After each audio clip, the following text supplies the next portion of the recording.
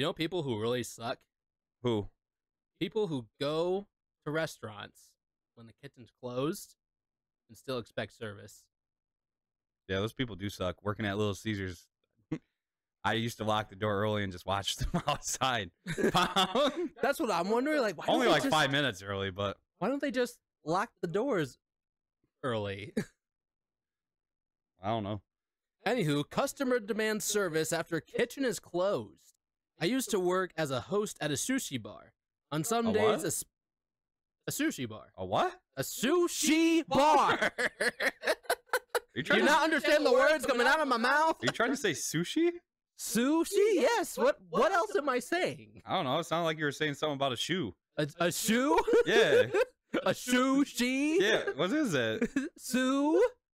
Sue as in like the name, and then she as in like the gender or the I don't frickin' Sue she. I feel like this is like happening for like a couple weeks ago. Like, what did you say? Okay, who is she suing? See, not you're just messing with me now, aren't you? I totally am. I used to work as a host at a sushi bar. At a what? You know what I mean. On some days, especially the weekends, I would work the evening shift, which would usually last till around midnight. I was in charge of seating customers, answering phone calls, and handling takeout and such. While the restaurant itself would be open till midnight, there was a rule that we wouldn't accept any new orders after 11:45, so that the chefs would have enough time to put everything away Seems and reasonable. go home on time. Yeah, seems I think that's pretty normal actually when it comes to restaurants. They usually like close the kitchen at a certain time, and then so that the chefs have time to actually clean up and go home on time when they're actually closed. Yeah, but it would be the owners or the corporate that would be like, "No, man, if they come in 2 minutes early, you make them that food that they want." Yeah, just like, bro, do you really need another sale that bad? Like, I don't think it's worth it. The worst part is they still said that they wouldn't pay us more than a half an hour after close. So if somebody came in, which somebody did one time, and wanted 15 pizzas, which I turned down, got in trouble for it, but they wanted 15 pizzas. Obviously, we're going to go a little past close. Yeah. And then we're going to have to re-clean everything, which would definitely be more than a half an hour past close. I mean, hey, if I'm working past close time, I'm sorry, you're going to pay me till past close time. You're going to pay me till when I'm done. That's how it works. Yeah, you pay me an hourly wage. Apparently, it's not how it worked at our Little Caesars, because when we worked there, they told me specifically you don't get paid after this time, but you're still expected to clean everything. That doesn't. What are supervisors thinking? I don't know. I was 16. I was just like, oh, I guess that's how it works. Yeah, that makes sense. I feel like that's how a lot of people are when they get like the first job or something like that. Yeah, the thing is too, I think I found out later too that I wasn't even supposed to be working past a certain time, being 16. Oh. Yeah. Oh yeah. Isn't there some sort of law about that or something? Yeah, I thought you could only work till a certain like hour or something. Yeah, that makes sense. Mhm. One night, it was 10 minutes till closing, and a couple walked in and asked to be seated. I explained to them that we had stopped taking new orders at this time, and that I wouldn't be able to seat them. They begged me to make an exception, saying that they had been driving a really long way. I mean, were they on a trip or something? Because, like, you got to plan for that stuff. And, yes, obviously, tip your waiters and waitresses. If you're gonna ask for food that late, tip. You better give, like, a freaking good tip, too. Because usually, I'm like, oh, you don't need to make any exceptions, but, like, if I give you $10, do you have, like, a pizza or an extra burger or something? Right.